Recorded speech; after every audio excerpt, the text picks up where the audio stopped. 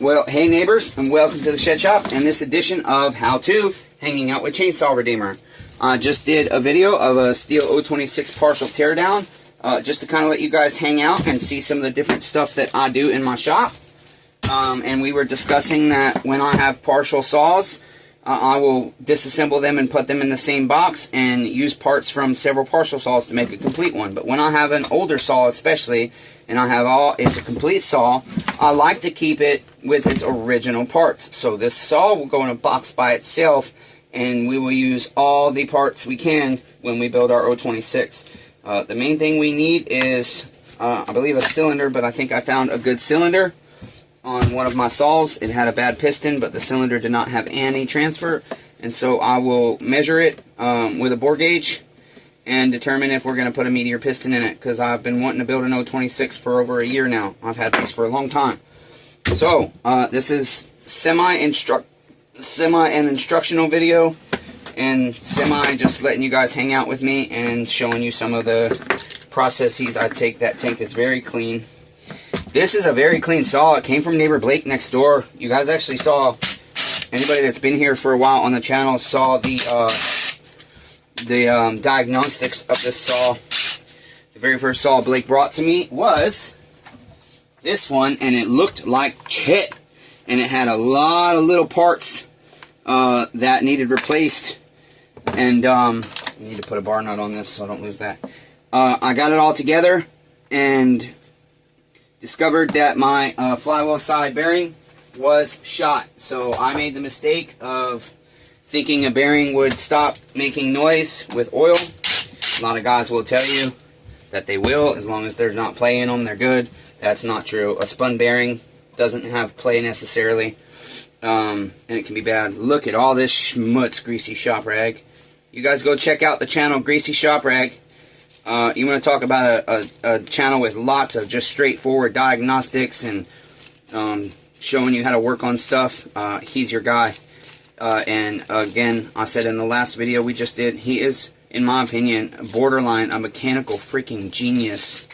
I see him working on all the little electrical and battery operated stuff too, and I'm like, damn, that's cool. He's a two-stroke, he's a damn small engine mechanic.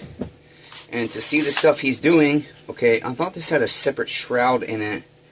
I guess it does not. So it's a one piece. It's actually got a good rope, but we will end up taking this apart when we clean that in the ultrasonic. I almost threw it in the wrong box, and guess what? I just threw something else in here. Better get rid of this box, because I know I just threw one of those parts in there, but we'll figure it out. And this partial 026 I just did. Okay, move this box to the right side, because again, we want to keep this saw all original. Bagging our hardware up. I like to use organizers when I can, but right now I don't have any. Okay, so next, let's go ahead and get our top cover off with our flathead or scrunch on the top screw here. Okay. Are you listening? No, sometimes these... Yep, there we go. Okay, that's it. Just that one screw. Alright. Let's unplug our spark plug. Let's go ahead and pop our tank vent off. So you can go in the front of the tank vent here with your scrunch and just gently pry that up.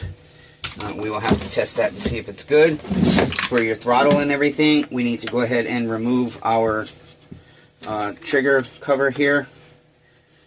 I forget what this cover is called technically. Come on. It's a lot easier with this screwdriver. I don't know why I keep trying to use the scrunch. So today is, I'm sorry I forgot to give you the date. Today is Tuesday, February 13. It's probably 10:30 at night or so. Okay. Then we put this screw right back in here so we don't lose it. And I don't know, I just am shooting whatever content I can for you guys. Try and build content back up on the phone, because I'm almost out of content except on the video cameras, and that stuff is all really old stuff. And so I need to come to a point on that stuff where I'm ready to just tell you guys that I'm going to give you like 2 weeks of just old content from months and months and months ago, like Rob Weaver's. I've got several of Rob Weaver's videos on there that I was working on his saws. I got some of Jonathan Luna's stuff on there. But I'm afraid to try and work on it because it gets corrupted. My SD cards get corrupted. And then the other issue is, so you push our grommet through here on the back. A lot of times on these old saw, these grommets are just brittle and fall apart. But this one seems strong, so I'm trying not to rip it. I'll tell you what, we're just going to leave it in actually because the wires came out pretty easy. Since I'm not using a solvent anymore, I don't have to worry as much about my rubber parts. This saw does have a roached piston. We're going to see if our cylinder is scored as well, or has transfer. And I'm going to keep repeating it. I just am so done removing transfer. That 291 blowing up, it had a tiny amount of transfer. Not tiny, but it had a small amount of transfer. Yeah, this saw was run too lean. You can tell by the gray color. Gray and white means the saw was run too lean. Black means too rich, but too rich is usually better than too lean. As long as you're not running it too rich. Shit, I forget what I was saying, you guys. Old footage, getting corrupt. Don't remember. Anyways, so I probably didn't finish that thought. My apologies. So now we'll start taking our handle stuff off here, okay? We will go over here. Let's get our clutch cover out of the way. Inspect that a little bit. Make sure it's not cracked or anything. Oh, shit. What was that just fell? Oh, my screwdriver. This saw is dirty as hell. Goodness sakes. Just dirty, dirty, dirty. My assemblies, this is what gets me in trouble sometimes when I disassemble because I'm trying to clean. And I should really just clean when I'm cleaning the saw, but some of it I like to get off right now. Okay, there's that and that. Alright, I do leave the trigger in. It doesn't usually go anywhere. That spring can stay in. Next, let's go ahead and, yeah, that spline, that rim spline, man, boy. I don't understand why people let their sprockets get so worn out. It's so bad for your saw. Okay, there's our retaining clip, our retaining washer. That spline is just, look at that, 8 up. It should be leveled. That thing is 8 up, man. Woo! Deep 6 that Chet Rob Weaver. Okay, sprocket drum. We will replace the spline. Bearing. Let's go ahead and get our guide plate off here. 1 flathead screw, and then underneath we will have 2 screws for our chain tensioner that are usually flathead M4s. Okay, there's that. I can't hide myself. I don't expect you. Oh, there's. Okay, I'm sorry. That guide plate was the second screw on this one, I guess. And these chain tensioners usually come apart. There's lots of little pieces, 5 or 6 little pieces, and should be an O-ring on it if it's never been removed. Sometimes they're missing. Okay, and sometimes these do stay together in one piece, but not usually. You can see you just got multiple pieces here. Here's our other gear. It does have the O-ring on it. That's nice. I always like when that's still there. Okay, and then the little plastic piece must have, okay, it stayed on as well. Oil tank vents. That's a lot of times what causes you an oil leak, that thing not working properly. Okay, so we can get our chain catch out of the way. Looks like we're missing 1 screw for our spike here, but we'll take an 8mm wrench on the back there and C27 on the front. Oops. I'm just have been in really excruciating, agonizing pain all day today, but I have no choice but to try and push through. Sometimes I can't, sometimes I can. I try really hard, but I don't always succeed at coping with my pain. Before my neck pain came along, I got really good at coping with my other pains, but this neck pain is unlike any pain I have ever experienced in my life, and it's almost like impossible to explain. It's almost like it feels like my body is being attacked by a tumor or something there. It really does. It feels like there's like some kind of infectious matter destroying me. I do feel like this cylinder is probably going to be roached too. Not just the damn. These muffler bolts have a lot of schmutz in them. Hard schmutz. What do you call hard schmutz there, Greasy Shop Rag, if you see this video? I know you don't get over to see a lot of my videos, but also notice when I comment on your videos, you end up coming over to the channel and checking out something I've done. So I don't get a lot of time to watch him, but I really like that guy's channel. He's just kind of a straightforward guy. And I like people like that, and he's fucking smart, man. He's really, really smart. Damn, these bolts have got a lot of hard schmutz in them. Really hard stuff. There's one.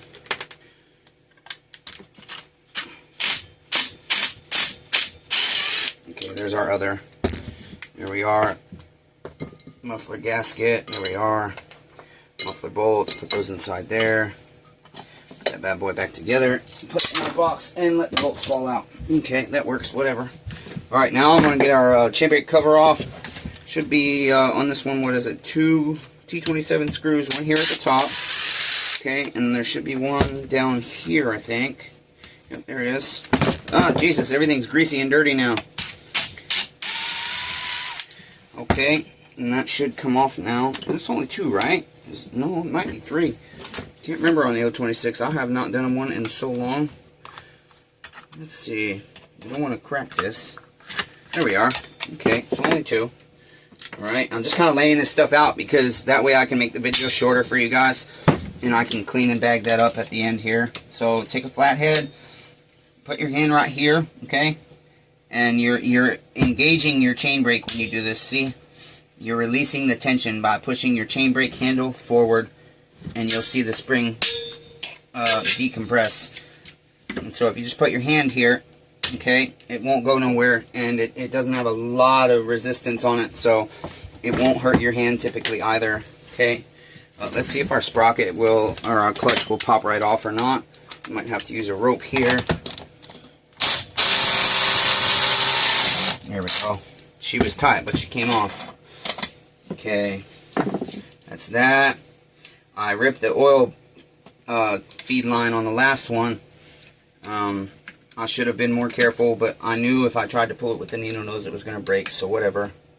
Anyways, then you got a retaining clip here on this post, and this one is being difficult.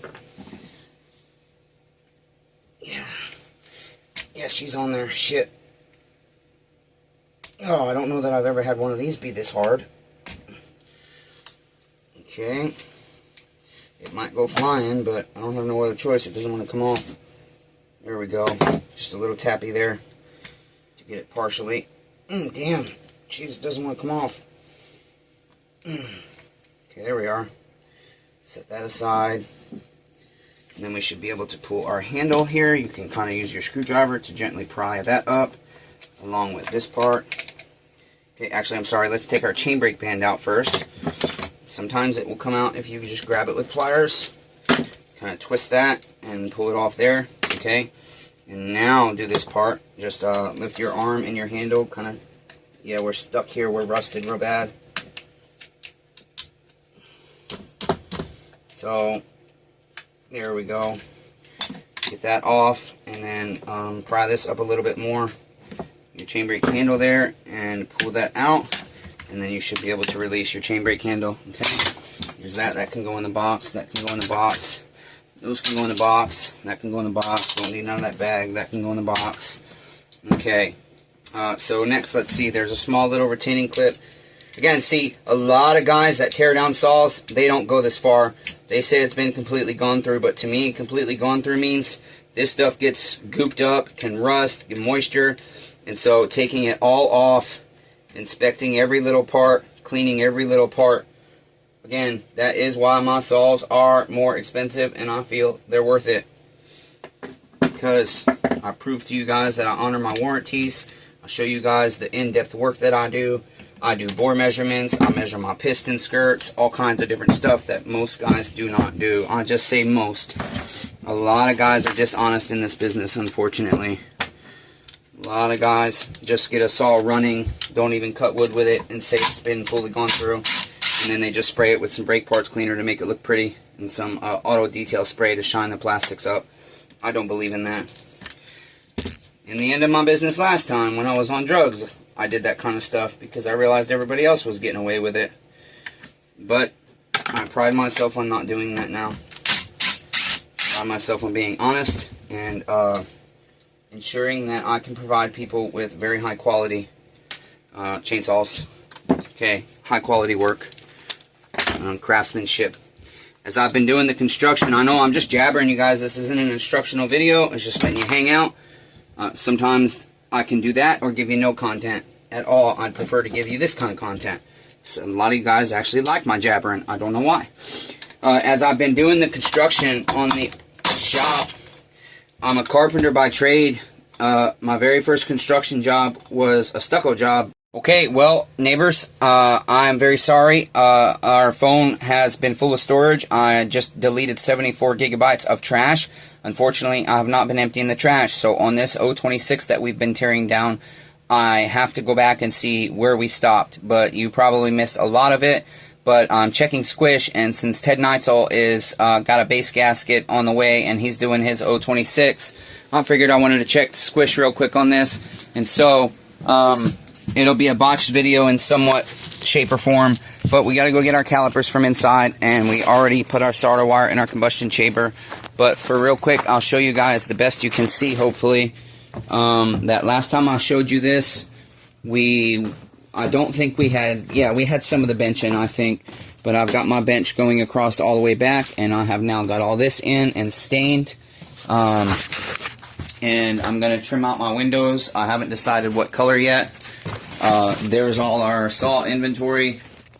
Okay, the stuff that's ready and some that we're getting ready to work on. It's just a mess in here. Eventually I'll give you a video on a review on the ultrasonic brand that I've purchased, the large and small. Here's a 271 for sale, neighbors. Here's an MS200T for sale, neighbors, which I'm going to drop the price drastically on. Anybody want a 200T? Make me a fair offer. But I can promise you right now, it's a refurbished, warranted saw, and a lot of the work is on the channel, and I got proof that I honor my warranties. So again, I think, sorry it's dark, I think that increases the value of my saws. I just do. And I guess I'm only going to sell to people that agree with that and want to buy assurance. Here's all some of my old saws. We've got a bucket full of top handle McCullochs there. Damn, you guys can't see shit out here. Got some Lombards up there.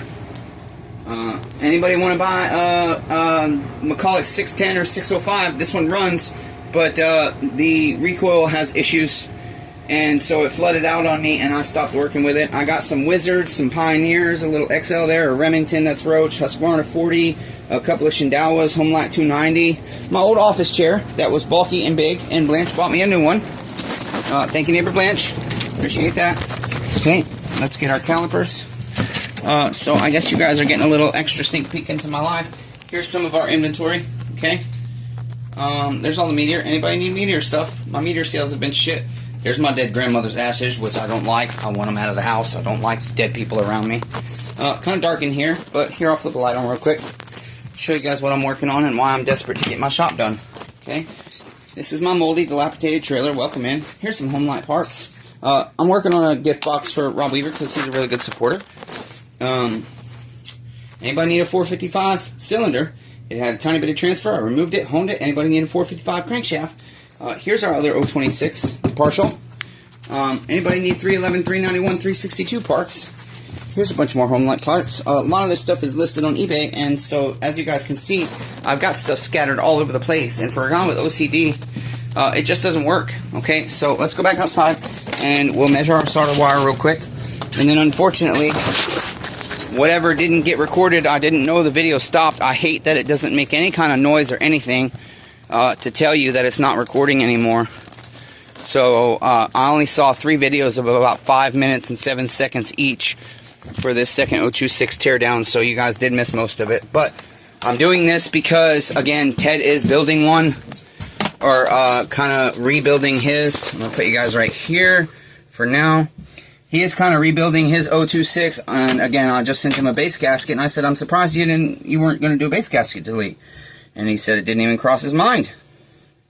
So, zero this out, put it on inches, and I've already done my soldering wire in my piston, or in my combustion chamber. So Ted Neitzel, my squish is 30 thou, okay? I'd like to see it down to about 22 thou. So, the problem is, though, I think the base gasket takes off 20 thou on these. Let's go grab a base gasket and measure it, Ted Neitzel. Okay?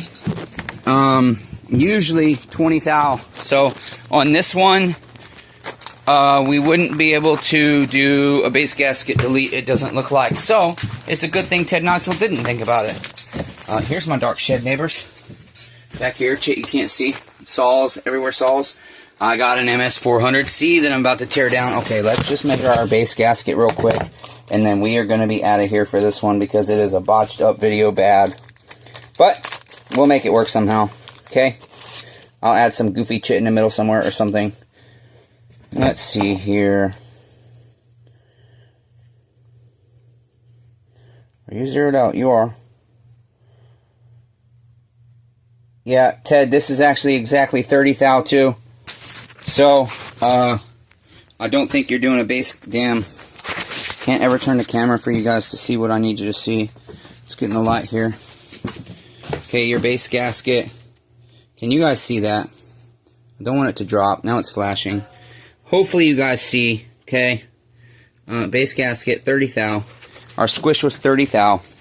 So that would take us to 0.00000 squish. And anything less than 20 thou, at least in my opinion, and what I hear most saw builders on YouTube say is you don't want to squish less than 20 thou. So Ted and I don't do all the kind of machining, pop-up, making special pistons and lathing and everything else.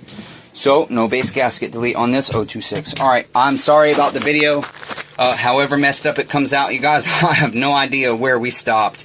But I'll tell you what, I need to remove our cylinder and see if our cylinder is any good. So I'll let you guys hang out for the last 60 seconds or so of that. Just getting our jug off.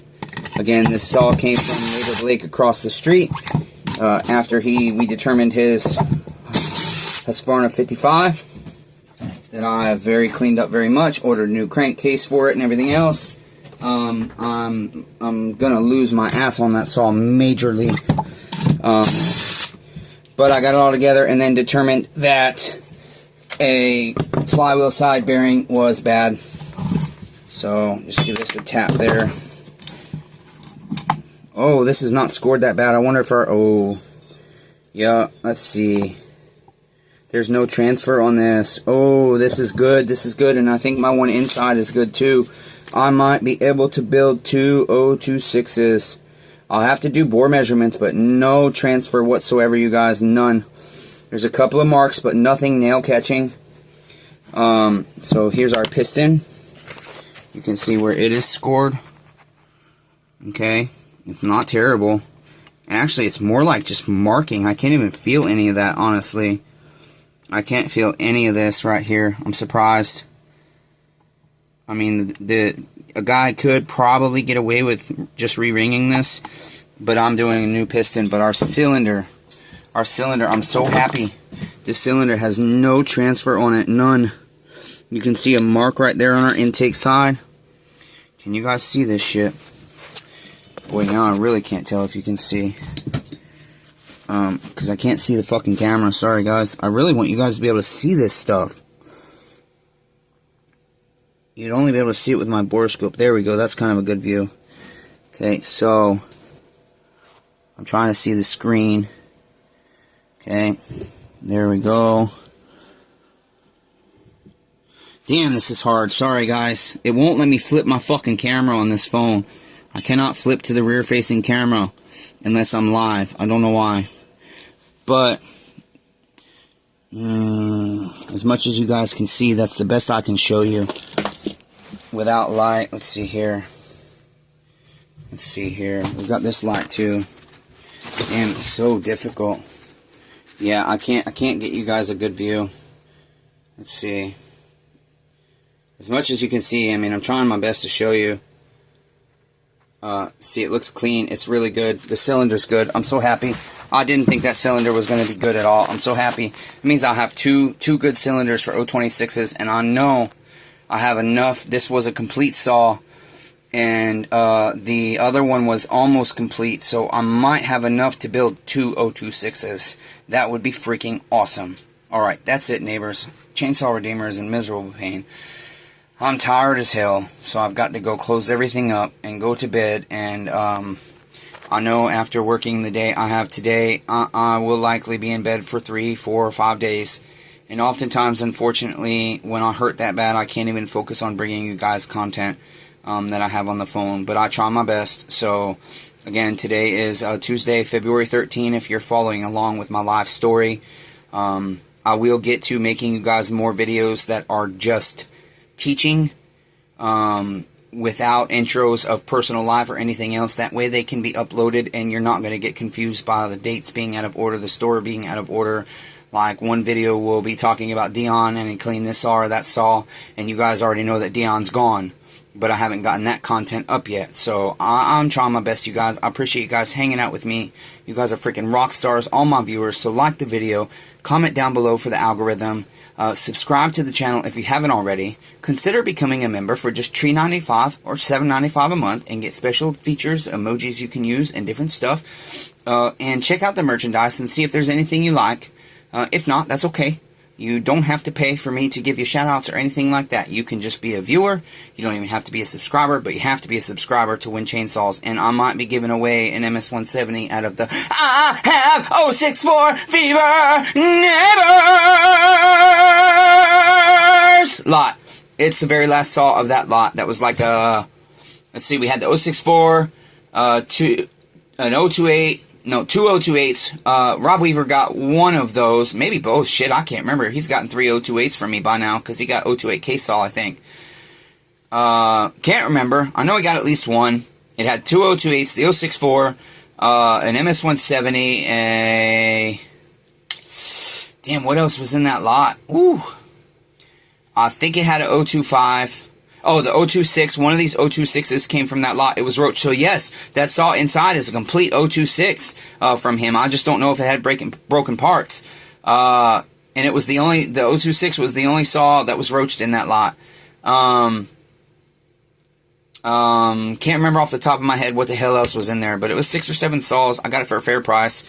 And I am in the hole right now because of the amount of parts I have put on the 064 and other stuff, but when I sell the 064, I should come into the profit. The problem is, I don't want to sell the 064 for cheap, because I saw one that was pretty, but same size bar, and not super pretty, used, $2,380, I think, or $2,580 or something like that. I can't remember right now again.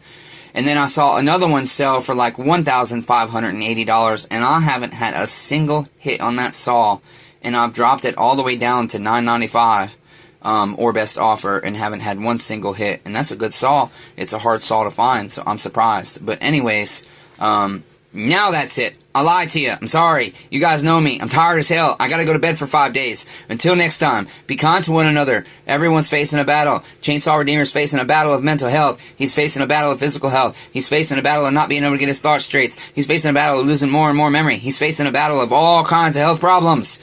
Tell me what your battle is. What battle are you facing? And let me help you carry your burdens, neighbor. Go in the comments and tell me. I love all 8 billion of you guys, even though I know that's a fucking lie, because I don't love pedophiles and child molesters. But Jesus said we're supposed to love everybody, and I really think he's fucking real most of the time. I just get mad at him. So that's it, you guys. Until next time, let's keep persevering.